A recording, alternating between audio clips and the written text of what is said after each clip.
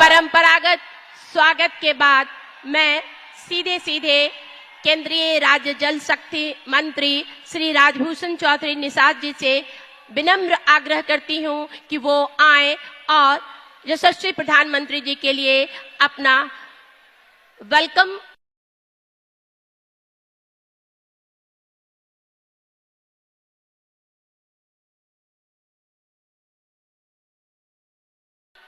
Address स्वागत भाषण प्रस्तुत करें।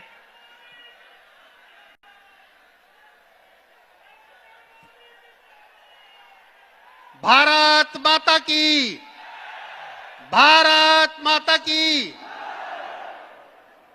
आज इस बाबा गरीबनाथ की पावन धरती पर विश्व के सबसे लोकप्रिय नेता का अभिनंदन है। कलम के जादूगर राम वृक्षवेणीपुरी जी की जन्मस्थली, भारत के प्रथम राष्ट्रपति डॉक्टर राजेंद्र प्रसाद जी की कर्मस्थली और अमर बलिदानी शहीद जुब्बा सहनी जी की भूमि मुजफ्फरपुर में भारत के यशस्वी प्रधानमंत्री जी का हार्दिक स्वागत है, अभिनंदन है। लोकतंत्र की जननी वैशाली में आधुनिक भारत के विश्वकर्मा परम आदरणीय भारत के प्रधानमंत्री श्री नरेंद्र मोदी जी का अभिनंदन है। आज के इस चुनावी सभा का अध्यक्षता कर रहे सम्मानित प्रदेश अध्यक्ष दिलीप जायसवाल जी, मंच का संचालन कर रही दीदी में उपस्थित हमारे नेता और केंद्र में राज्य मंत्री आदरणीय रामनाथ ठाकुर साहब इस कार्यक्रम में उपस्थित हैं। भाई अरुण भारती जी जो जमुई से सांसद हैं और लोजपा के वरिष्ठ नेता हैं, और हमारे प्रत्याशी भाई रंजन कुमार जी, आदरणीय केदार प्रसाद गुप्ता जी, बेबी कुमारी जी, श्रीमान आदित्य कुमार जी सकरा से, कोमल सिंह जी गायघाट से, रामा निषाद जी, श्रीमान मदन चौधरी जी पारू से, श्रीमान श्याम बाबू यादव जी पिपरा कोठी से, श्रीमान अजय कुशवाहा जी एवं सम्मानित मंच, यहाँ उपस्थित हमारे सभी मंचासीन पदाधिकारीगण, हमारे बुजुर्गों, नौजवान दोस्तों, हमारी मातृभूमि, यहाँ उपस्थित सभी साथीगण, मीडिया के साथीगण, आप सबों को मैं डॉक्टर राजभूषण चौधरी निषाद प्रणाम करता हूं, नमस्कार करता हूं। आप सबों ने जब 2005 में 24 नवंबर को बिहार का कमान विकास पुरुष नीतीश कुमार जी को सौंपा था, उस समय बिहार की क्या स्थिति थी? आप किसी भी क्षेत्र में बात करेंगे तो आपको लगेगा बिहार ने काफी परिवर्तन किया साथियों। चाहे बिजली की बात हो तो मात्र बिजली उस समय 700 मेगावाट बिजली प्रोडक्शन होता था, और आज बिहार में 8000 से ज्यादा मेगावाट बिजली प्रोडक्शन हो रहा है। उस समय मात्र 17 लाख बिजली के कंज्यूमर थे, आज लगभग 2 करोड़ 14 लाख बिजली के कंज्यूमर है साथियों। इसी तरह मेडिकल कॉलेज की बात हो, इंजीनियरिंग कॉलेज की बात हो, पॉलिटेक्निक कॉलेज की बात हो, रोड के क्षेत्र में विकास की बात हो, सारे क्षेत्र में हमारी सरकार ने लगातार विकास किया साथियों। हम अपने निषाद भाइयों से कहना चाहते हैं कि निषादों को अगर किसी ने सम्मान दिया है तो हमारी एनडीए की सरकार ने दिया है। मैं मुजफ्फरपुर से पहली बार सांसद बना और निषाद समाज को सम्मानित करने के लिए देश के यशस्वी प्रधानमंत्री परम आदरणीय श्री नरेंद्र मोदी जी ने मुझे केंद्र में राज्य मंत्री बनाया। मैं अपने निषाद समाज की ओर से प्रधानमंत्री जी का आभार व्यक्त करता हूं। बिहार सरकार में भी 3 मंत्री निषाद कोटे से बनाए गए। आदरणीय हरीश साहनी जी, आदरणीय मदन साहनी जी, आदरणीय विजय मंडल जी। और देश में पहली बार राष्ट्रीय पिछड़ा आयोग को संवैधानिक दर्जा मिला तो उसके भी राष्ट्रीय अध्यक्ष मुजफ्फरपुर के लाल और श्रद्धेय भगवान लाल साहनी जी को बनाया गया। और आजादी के बाद अगर निषाद समाज को अगर नेता प्रतिपक्ष देने का काम किया तो वो हमारी एनडीए की सरकार ने देने का काम किया, आदरणीय हरीश साहनी के रूप में। साथियों, आप सब जानते हैं मछुआ आयोग भी बनाया गया, 5 लोगों को एडजस्ट किया गया। और मुजफ्फरपुर के लिए जो बहुत दिनों से लंबित मांग था लोगों का कि मुजफ्फरपुर में एयरपोर्ट हो, मैं प्रधानमंत्री जी से आग्रह किया और प्रधानमंत्री जी ने मुजफ्फरपुर को एयरपोर्ट देने का काम किया। इसके लिए हम प्रधानमंत्री जी का आभार व्यक्त करते हैं। हम आभार व्यक्त करते हैं कदाने नदी की सफाई के लिए। जब प्रधानमंत्री जी से हमने आग्रह किया, जो कुढ़नी और सकरा क्षेत्र के लिए वो नदी बहुत ही महत्वपूर्ण नदी है, तो उसके लिए प्रधानमंत्री जी ने 84 करोड़ रुपया देने का काम किया। हम आभार व्यक्त करना चाहते हैं प्रधानमंत्री जी का कि उन्होंने औराई के विकास के लिए जो पुल देने का काम किया और औराई में 21 अरब की योजना देने का काम किया।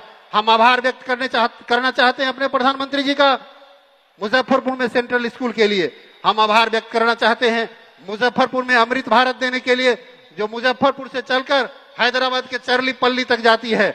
हम आभार व्यक्त करना चाहते हैं कैंसर हॉस्पिटल के लिए।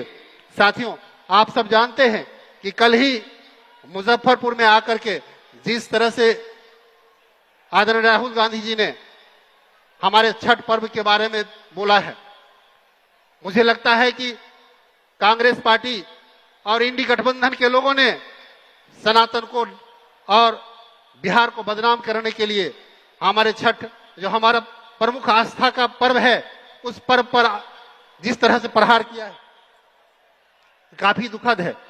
इतना ही कहते हुए अपनी वाणी को विराम देते हैं। जय हिंद, जय भारत, भारत माता की जय।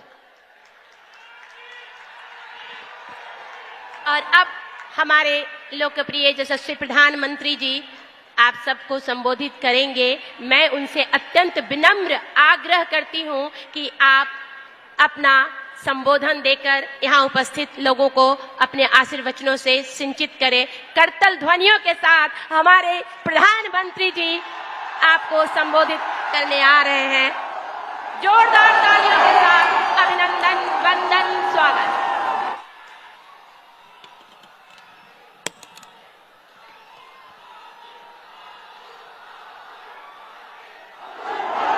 भारत माता की, भारत माता की। महान स्वतंत्रता सेनानी खुदीराम बोस जुब्बा साहनी के ई वीर भूमि अपने सबके अभिनंदन करे थी। साथियों, मुजफ्फरपुर आता हूं तो सबसे पहले यहां की मिठास ध्यान खींच लेती है। यहां की लीची जितनी मीठी होती है उतनी ही मीठी आपकी बोली भी। और आपका ये प्यार इतनी बारिश के बावजूद भी मैं देख रहा हूं हुजूम आ ही रहा है।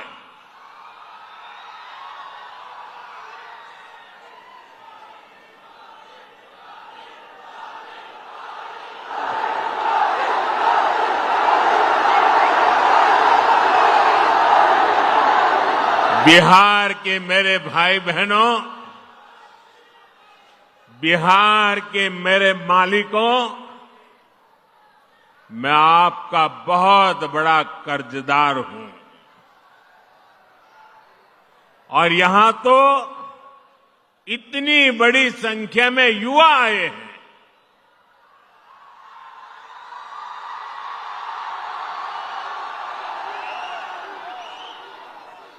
इधर में बहुत बड़ी मात्रा में माताएं बहनों का दर्शन कर रहा हूं। ये विशाल जनसागर बता रहा है, फिर एक बार एनडीए सरकार, फिर एक बार, फिर एक बार, फिर एक बार बिहार में फिर से सुशासन सरकार। साथियों, छठ महापर्व के बाद ये मेरी पहली जनसभा है। छठ महापर्व बिहार और देश का गौरव है। देश और दुनिया में छठ महापर्व मनाया जाता है। हम छठ के गीत सुनते हैं तो भाव विभोर हो उठते हैं।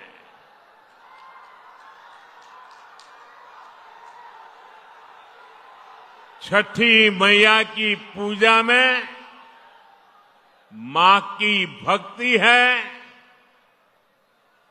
छठी मैया की पूजा में समता, ममता और सामाजिक समरसता है। छठी मैया की पूजा ये हमारी साझी विरासत का उत्सव भी है।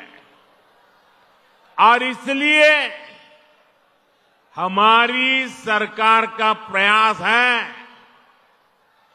कि दुनिया भी, ये जरा सुनना, दुनिया भी इन मूल्यों से सीखे।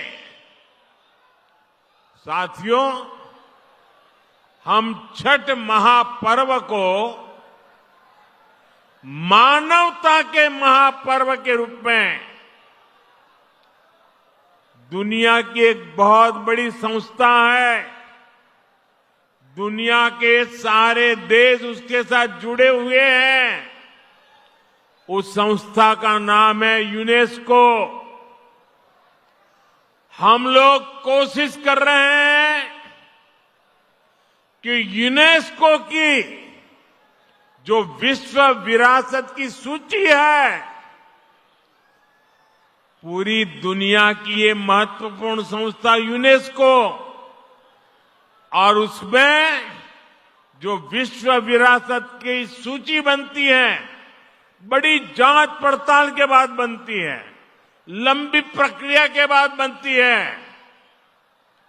हमारी सरकार लगातार कोशिश कर रही है कि हमारे इस छठ महापर्व को भी यूनेस्को की उस सूची में नाम दर्ज हो जाए।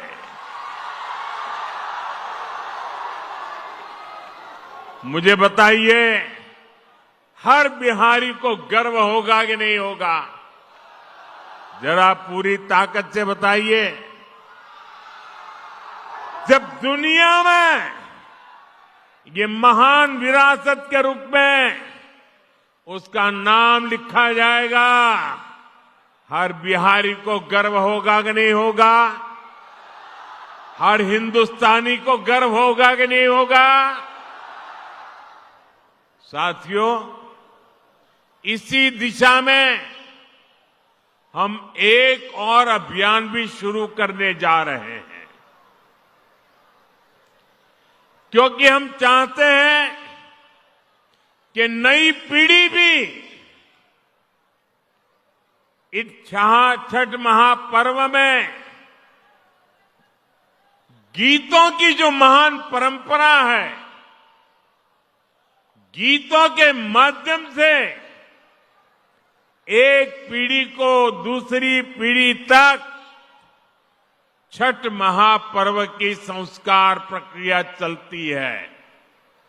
उसको देशव्यापी ताकत देने के लिए हम पूरे देश में विभिन्न कलाकारों द्वारा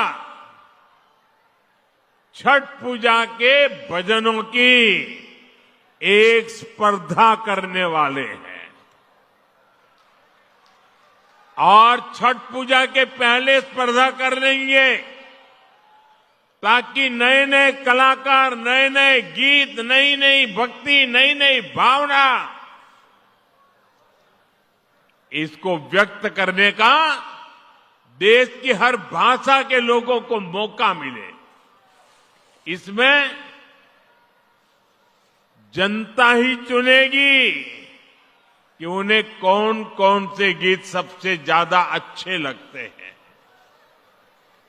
जो टॉप के गीत चुने जाएंगे, उन्हें लिखने वाले, उन्हें गाने वाले गायकों, उन सबको अगले साल छठ पूजा से पहले सम्मान किया जाएगा, उन्हें पुरस्कार दिया जाएगा। और ये विचार मुझे इसलिए आया कि मैं इस बार ट्रैवलिंग में जब होता था, रात को सोने से पहले जब थोड़ा समय रहता था, सुबह जब योगा करता था, तो मैं छठी मैया के भजनों को सुनता था। और उसमें मैंने देखा कि एक विदेशी महिला इतने बढ़िया तरीके से छठी मैया के गीत गा रही थी। मैंने एक नागालैंड की बेटी को देखा, उसके लिए तो हिंदी बोलना भी मुश्किल था, लेकिन वो नागालैंड की बेटी छठी मैया का भजन इतने भावपूर्ण रूप से गाती थी, तो मेरे मन में विचार आया कि अब छठी मैया हिंदुस्तान के कोने कोने में ही नहीं, दुनिया के कोने कोने में भक्ति का भाव जगा रही है। और इसमें से ये अभियान करने का विचार मेरे मन में पैदा हुआ। ये अभियान छठी मैया की पूजा से जुड़ी हमारी परंपरा के संरक्षण में बड़ी भूमिका निभाएगी और नई पीढ़ी को बढ़ चढ़ करके हिस्सा लेने के लिए आमंत्रित करेगी। लेकिन साथियों, आपने देखा है, ये आपका बेटा तो छठी मैया का जय जयकार दुनिया में कराने में लगा है। दूसरी तरफ ये कांग्रेस और ये आरजेडी के लोग क्या कर रहे हैं? क्या कर रहे हैं? छठी मैया का अपमान कर रहे हैं। क्या कर रहे हैं? क्या कर रहे हैं? क्या कर रहे हैं? आप मुझे बताइए, क्या कोई कभी चुनाव में वोट पाने के लिए छठी मैया का अपमान कर सकता है क्या? क्या ऐसा अपमान बिहार सहन करेगा क्या? क्या ऐसा अपमान हिंदुस्तान सहन करेगा क्या? क्या मेरी माताएं जो निर्जला उपवास करती है, क्या वो सहन करेगी क्या? आरजेडी कांग्रेस के लिए कैसी बेशर्मी से बोल रहे हैं। उनके लिए तो छठी मैया की पूजा एक ड्रामा है, नौटंकी है। आप उनकी बातों से सहमत है क्या? ऐसे लोगों को सजा दोगे कि नहीं दोगे? जो माताएं बहनें निर्जला इतना लंबा व्रत रखती है, जो गंगा जी में खड़ी होकर सूर्य देव को अर्घ्य देती है, वो आरजेडी कांग्रेस की नजर में वो तो ड्रामा करती है। क्या बिहार की माताएं बहनें, सारी माताएं बहनें मुझे जवाब दीजिए, क्या बिहार की माताएं बहनें छठी मैया का ये अपमान बर्दाश्त करेगी क्या? साथियों, ये हर उस व्यक्ति का अपमान है जो छठी मैया में श्रद्धा रखता है। और मैं जानता हूं छठ पूजा के इस अपमान को बिहार चुनाव नहीं, आने वाले सैकड़ों साल तक भूलने वाला नहीं है। मैं छठी मैया की भक्ति को समझता हूं और इसलिए कहता हूं, सैकड़ों साल तक इस अपमान को छठी मैया की पूजा करने वाला कोई नहीं भूलेगा। साथियों,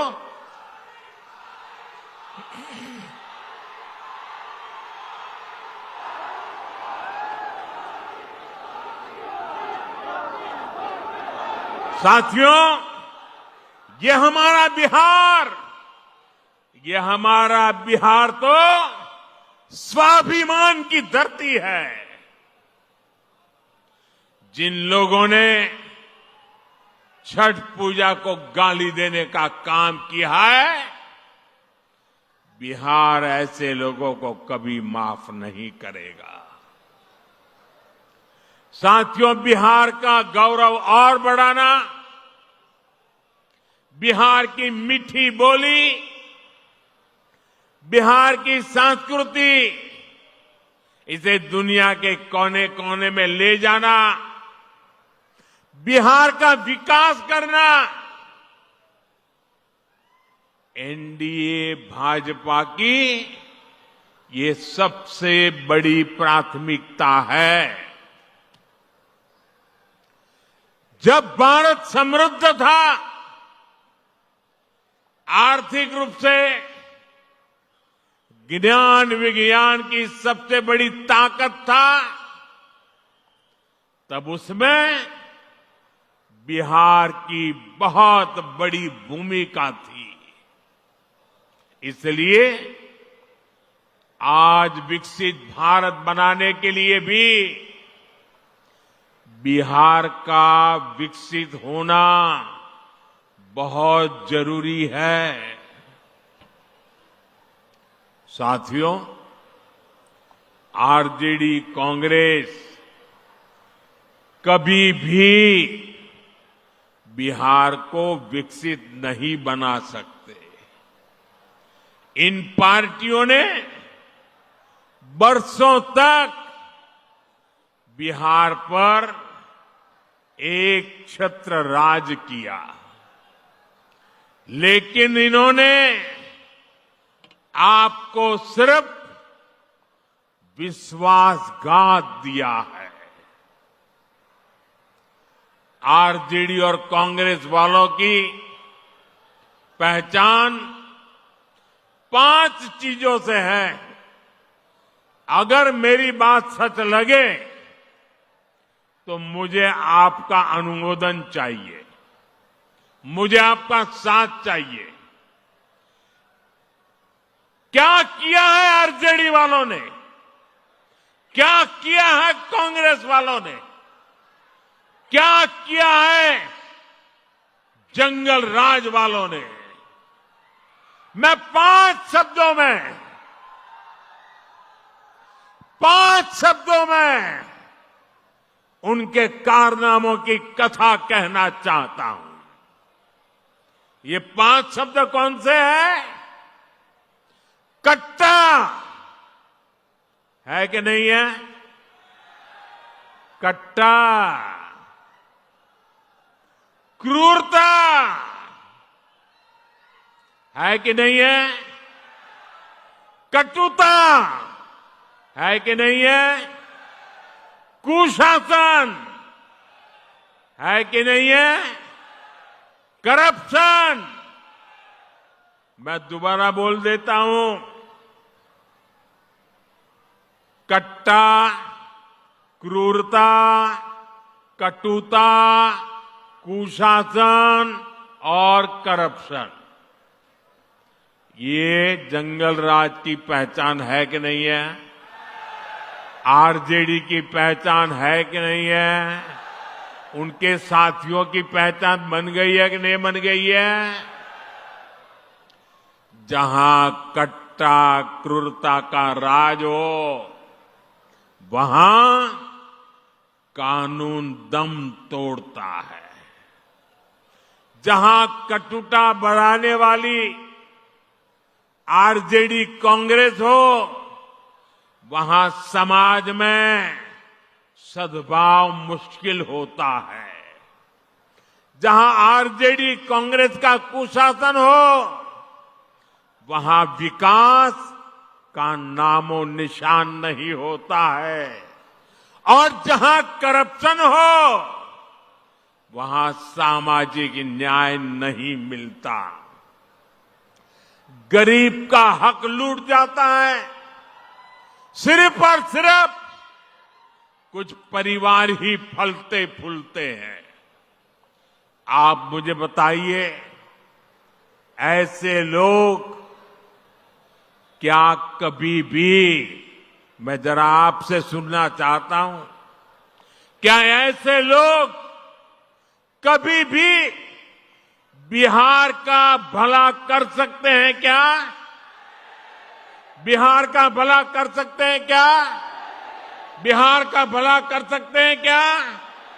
बिहार का भला कर सकते हैं क्या? साथियों, बिहार को आगे बढ़ाने के लिए उद्यम चाहिए, उद्योग चाहिए, और उद्योग के लिए जमीन, बिजली, कनेक्टिविटी और कानून का राज चाहिए। अब सोचिए, जिनका इतिहास जमीन कब्जाने का हो, वो क्या किसी उद्योग को जमीन देंगे क्या? जिन्होंने बिहार को लालटेन युग में रखा, वो बिजली दे पाएंगे क्या? जिन्होंने रेल को लूटा, वो बिहार में कनेक्टिविटी बढ़ाएंगे क्या? जिन्होंने भ्रष्टाचार और घोटाले के रिकॉर्ड तोड़ दिए, वो कानून का राज ला सकते हैं क्या? साथियों, बिहार ने भाजपा एनडीए का सुशासन देखा है। आज बिहार में रेल के इंजन बन रहे हैं, डेयरी के बड़े बड़े प्लांट लग रहे हैं, मखाना अब दुनिया भर में जा रहा है, फूड प्रोसेसिंग हो, टेक्सटाइल क्लस्टर्स हो, लेदर पार्क हो, आईटी पार्क हो, ये सब हमारे बिहार की पहचान बन रहे हैं।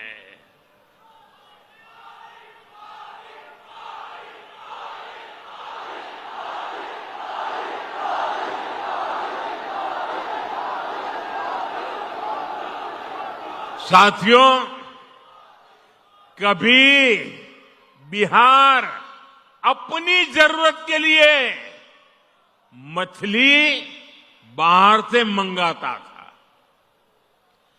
आज बिहार अपनी जरूरतें तो पूरी करता है, लेकिन बिहार के मेरे भाई बहन मछली दूसरे राज्यों को भी भेज रहे हैं, कमाई कर रहे हैं। ये आत्मनिर्भरता का कितना बड़ा उदाहरण बना है। साथियों, एनडीए का संकल्प है बिहार में पढ़ाई, कमाई, दवाई और सिंचाई, इसके भरपूर अवसर बने। बिहार का बेटा बेटी अब पलायन नहीं करेगा, बिहार में ही काम करेगा, बिहार का ही नाम करेगा।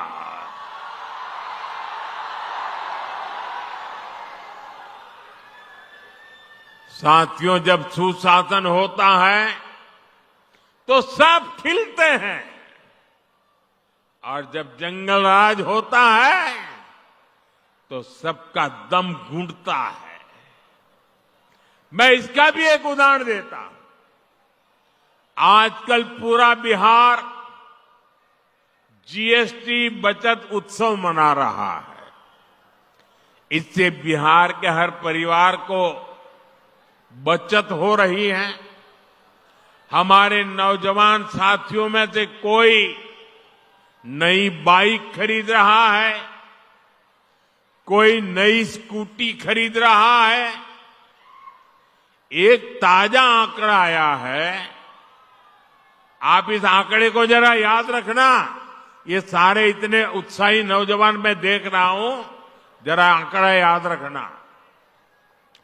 पिछले साल यानी एक साल पहले इसी सितंबर अक्टूबर के महीने में बिहार में 50,000 मोटर बिक्री हुई थी। मोटरसाइकिल 50,000 मोटरसाइकिल की बिक्री पिछले 12 महीने पहले हुई थी। इस साल जीएसटी बचत उत्सव में इस वर्ष के सितंबर अक्टूबर के महीने में बिहार में करीब 1.5 लाख मोटरसाइकिल बिकी है। ये मेरे बिहार के युवा की ताकत है कि नहीं है? ये मेरा बिहार का युवा ताकतवर बन रहा है कि नहीं बन रहा है?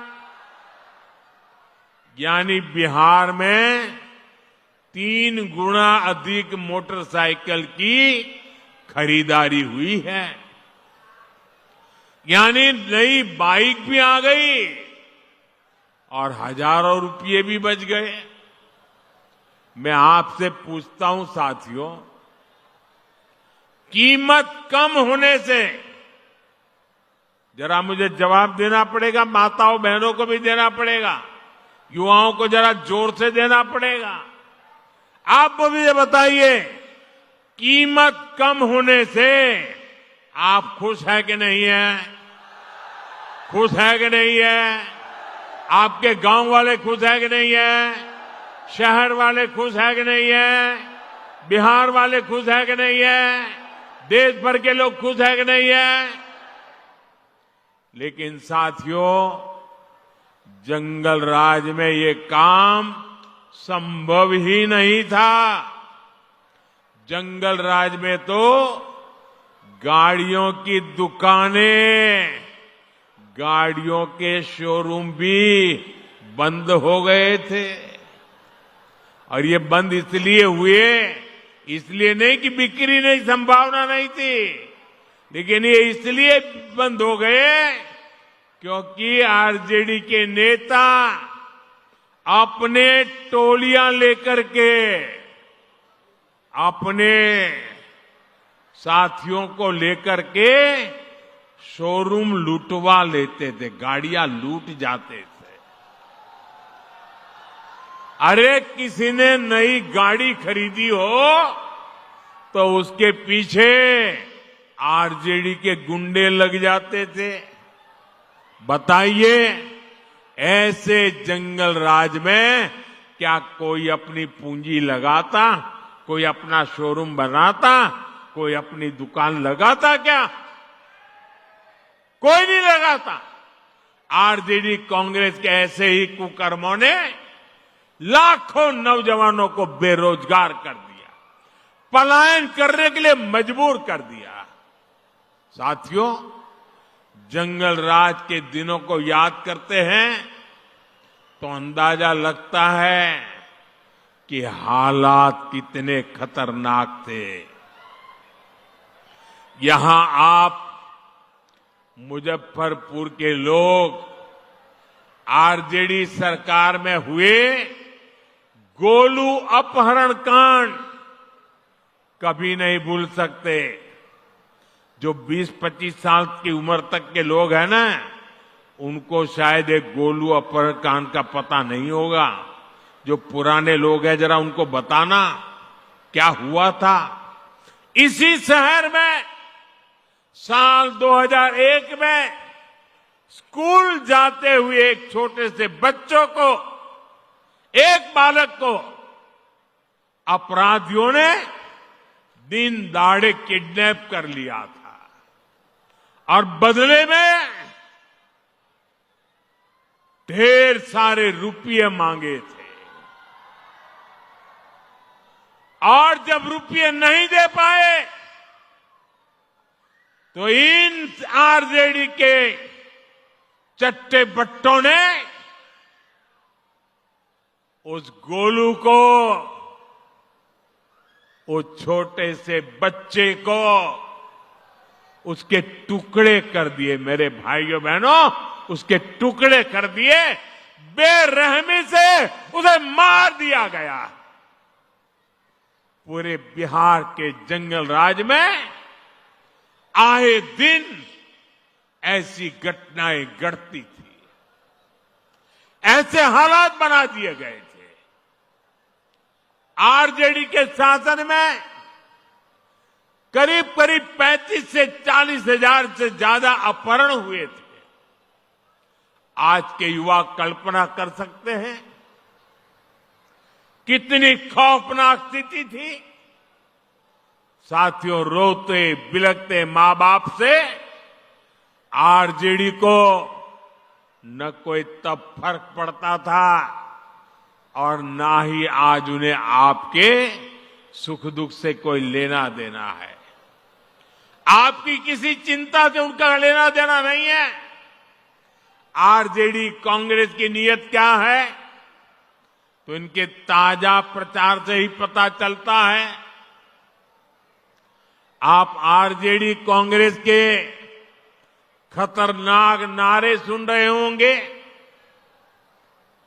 इतना ही नहीं, चुनाव प्रचार में इनकी बेशर्मी देखिए, इनकी हिम्मत देखिए। चुनाव के मैदान में भी कैसे गाने बज रहे हैं। हम तो हाथ जोड़ करके आपकी सेवा करने वाले गीत लेके आते हैं, और ये कैसे गाने बजा रहे हैं। इनके गानों में छरा, कट्टा, दूनाली,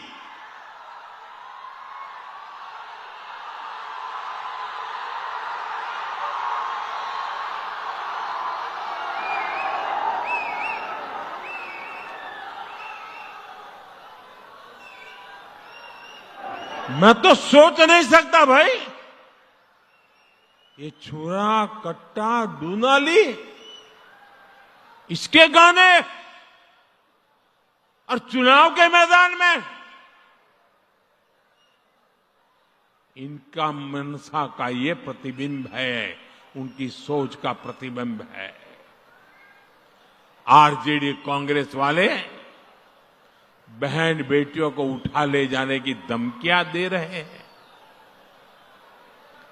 ये बहन बेटियों को उठाने का खेल चल रहा है, डराया जा रहा है।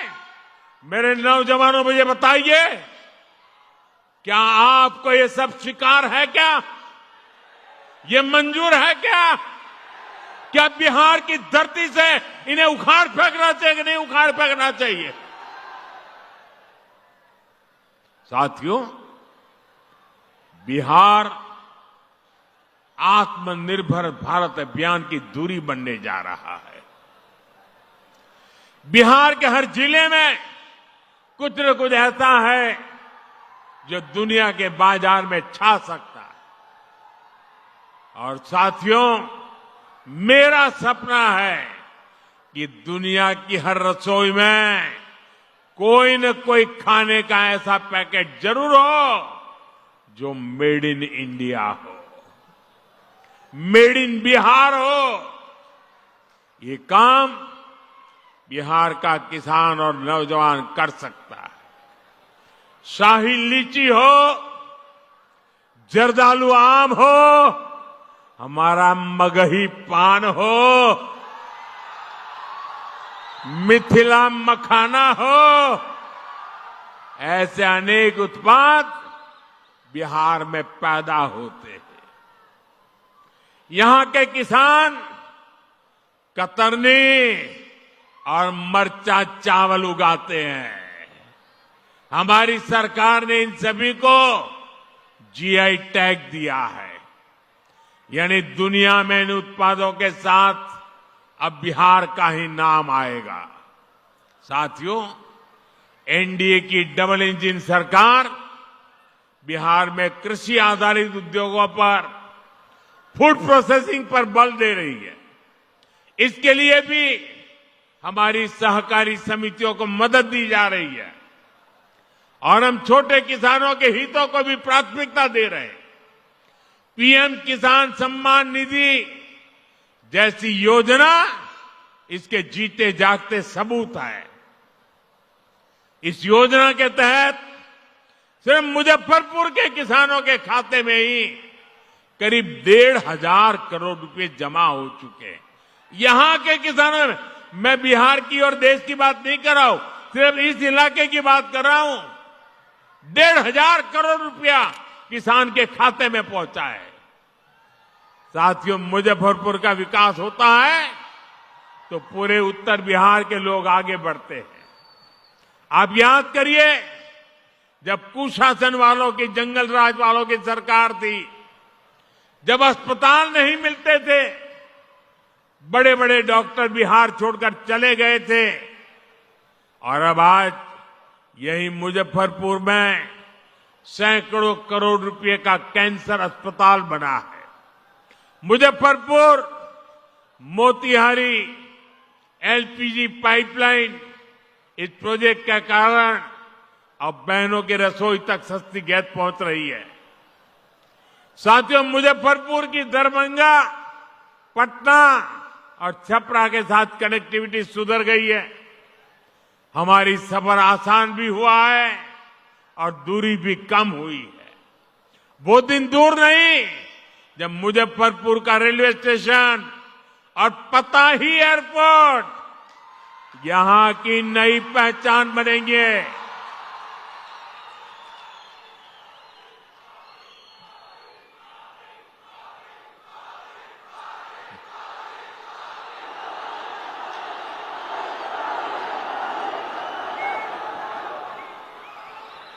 साथियों, ये धरती राजेंद्र बाबू, जेबी कृपलानी, जॉर्ज फर्नांडिस और कैप्टन जयनारायण निषाद की कर्मभूमि रही है। जानकी वल्लभ शास्त्री, बाबू देवकीनंदन खत्री, राम वृक्ष बेनीपुरी और रामधारी सिंह दिनकर जी ने यहां अपने साहित्य को धार दी है।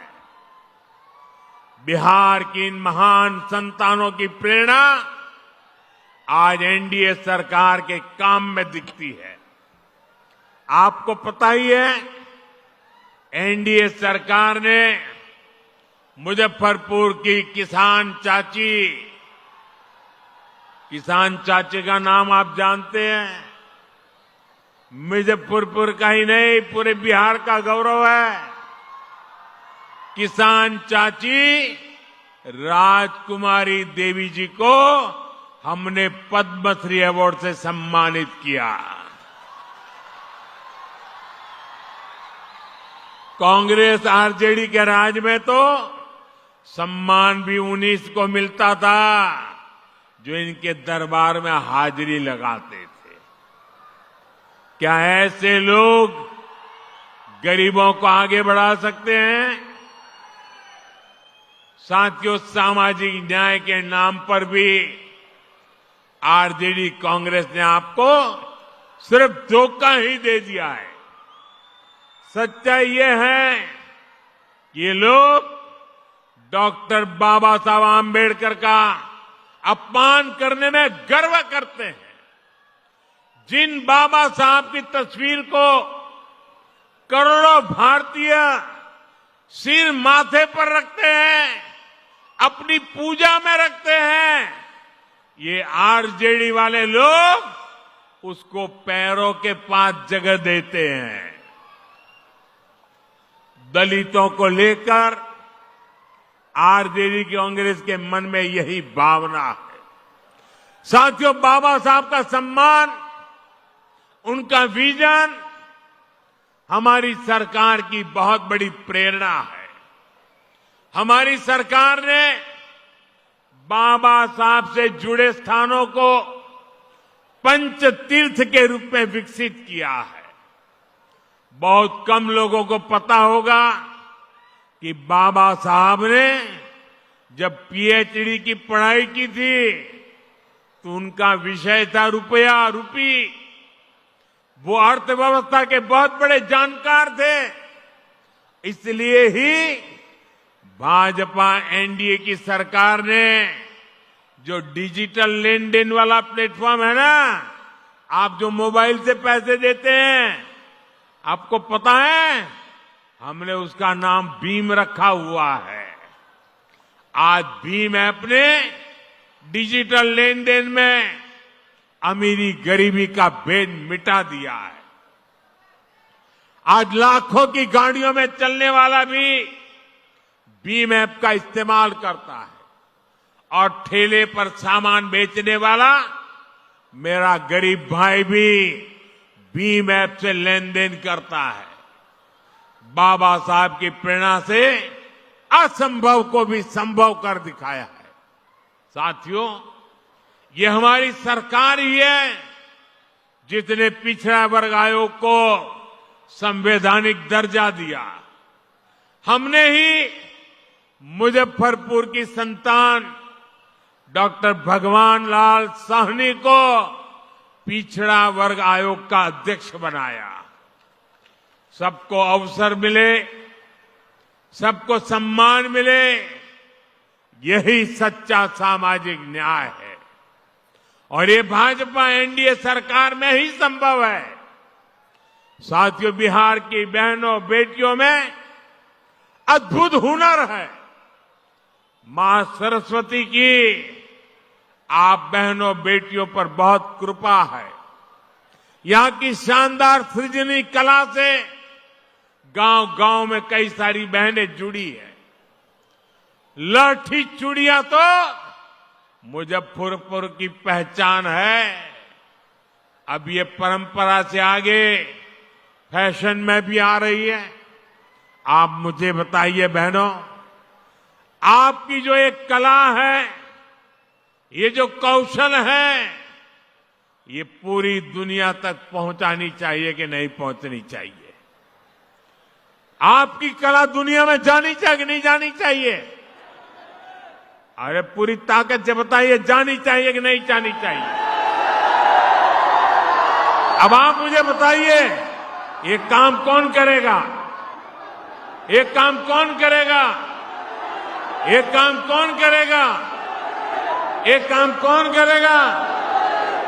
ये काम भाजपा एनडी को दिया, आपका एक वोट करने वाला है। साथियों, नरेंद्र हो या नीतीश जी, बहनों का सशक्तिकरण हमारी प्राथमिकता रही है। हमने गरीबों को पक्के घर दिए तो रजिस्ट्री बहनों के नाम पर की। हमने नल दिया, हमने मुफ्त गैस कनेक्शन दिया, मुफ्त अनाज दिया, ताकि बहनों की परेशानी कम हो। साथियों, अभी यहां नीतीश जी की सरकार ने बहनों के स्वरोजगार के लिए बहुत बड़ी योजना चलाई है। 1,30,00,000 बहनों के खाते में, हर एक के खाते में 10-10 हजार रुपया पहुंच चुके हैं।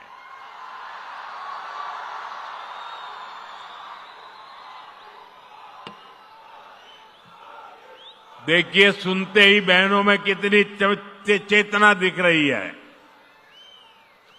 इस पैसे से बिहार की बहनें अपना खुद का कोई न कोई व्यवसाय, कोई न कोई काम शुरू कर रही है। और मैं आपको विश्वास दिलाता हूं, हम यहीं पर नहीं रुकेंगे। जब फिर से एनडीए सरकार बनेगी तो इन बहनों को अपना काम बढ़ाने के लिए और अधिक प्रोत्साहन दिया जाएगा। साथियों, बिहार के चुनावी संग्राम में अब 2 युवकों की जोड़ी ने, जो अपने आप को युवराज ही मानते हैं, इन 2 युवराजों ने झूठे वायदों की दुकान खोल दी है।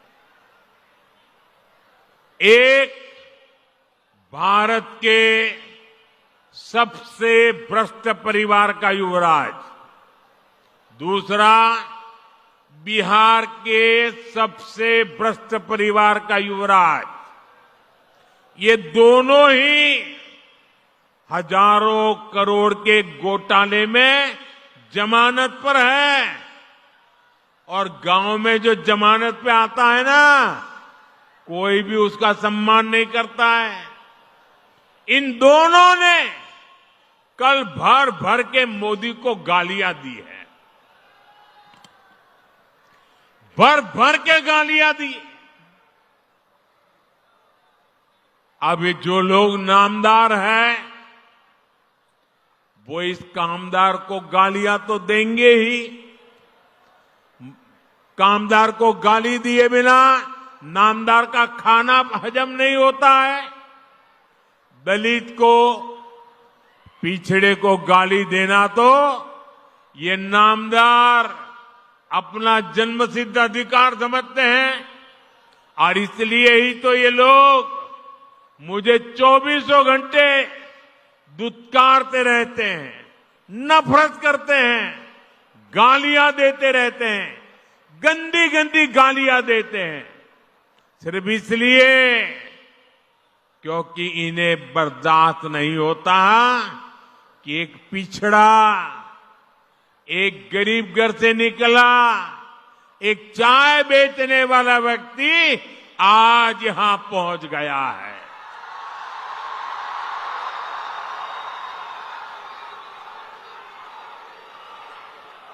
जो गालियां देते हैं, जरा कान खुल करके सुनो। ये आपकी कृपा से यहां नहीं पहुंचा है, ये तो देश की जनता जनार्दन के आशीर्वाद से और बाबा साहब आम्बेडकर के संविधान से पहुंचा है। साथियों, इस चुनाव में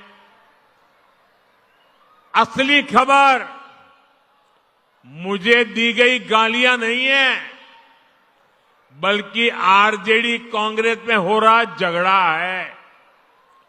आरजेडी कांग्रेस का रिश्ता तेल और पानी की तरह दिख रहा है। एक ग्लास में होते हैं, शीशे का ग्लास है, दिखते तो एक ग्लास में, लेकिन पानी और तेल का मेल ही नहीं होता है। बिहार में हर तरफ से खबरें आ रही हैं कि कैसे आरजेडी कार्यकर्ता कांग्रेस के लोगों को नीचे घसीट रहे हैं। वही कांग्रेस के कार्यकर्ता भी आरजेडी के लोगों से पूरी दुश्मनी निकाल रहे हैं। जमानत पर चल रहे इन दोनों युवराजों ने कल ये दिखाने की बड़ी कोशिश की कि उनके बीच कोई मनमुटाव नहीं है, कोई झगड़ा नहीं है, लेकिन इन्हीं लोगों के लिए कहा गया है, ऊपर से तो दिल मिला, भीतर फाके तीन। साथियों, इन्हें जो चीज एक साथ ले आई है वो है सत्ता का लालच। इन्हें किसी भी तरह बिहार की सरकार पर कब्जा करना है ताकि भ्रष्ट परिवार मिलकर फिर से बिहार को लूट सके। मुझे आप बताइए, क्या आप आरजेडी कांग्रेस को फिर से, मुझे आपका जवाब चाहिए, जनता का जवाब चाहिए। आप मेरे मालिक हैं, आप जो कहेंगे वो मुझे मंजूर होगा। आप मुझे बताइए, ये जमानत पर निकले युवराजों को हम फिर से बिहार लूटने की इजाजत देंगे क्या? बिहार लूटने देंगे क्या? इन लोगों को बिहार लूटने का हक देंगे क्या? साथियों, आज हर सर्वे में एक बात खुलकर सामने आ रही है। इस चुनाव में आरजेडी कांग्रेस की अब तक की सबसे बड़ी हार होने जा रही है। सारे सर्वे बता रहे हैं और सारे सर्वे ये भी बता रहे हैं कि इस चुनाव में एनडीए की सबसे बड़ी जीत होने वाली है। और इसी चुनाव में आरजेडी कांग्रेस को अब तक की सबसे कम सीटें मिलने वाली है। ये एक नया इतिहास बिहार के युवा, बिहार की महिला, बिहार का किसान, बिहार का मछुआरा बना रहा है। और इसी से आरजेडी कांग्रेस वाले बुरी तरह घबरा गए हैं। अपने घोषणा पत्र में ये लोग ऐसी ऐसी बातें बोल रहे हैं कि सिर्फ और सिर्फ झूठ है। ये लोग इतना फेंक रहे हैं कि इनके समर्थकों तक को हजम नहीं हो पा रहा है। मैं देख रहा था बिहार के युवा कैसे सोशल मीडिया पर इन लोगों का मजाक उड़ा रहे हैं। ये आरजेडी कांग्रेस वाले बिहार के लोगों की बौद्धिक क्षमता को कम आंकने का पाप कर रहे हैं। मैं जानता हूं बिहार के लोग आरजेडी कांग्रेस के झांसे में नहीं आएंगे, फिर एक बार एनडीए सरकार बनाएंगे। साथियों, बिहार अब विकास की रफ्तार पकड़ चुका है। यहां इस क्षेत्र में 6 नवंबर को मतदान है। कब है? कब है? जरा जोर से बोलिए, मतदान कब है? मतदान कब है? 6 नवंबर, याद रखें। आपको अपना वोट बिहार की समृद्धि का नया रास्ता बनाने के लिए करना है। मेरी बात याद रखिएगा, पहले मतदान फिर जलपान। आप इतनी बड़ी संख्या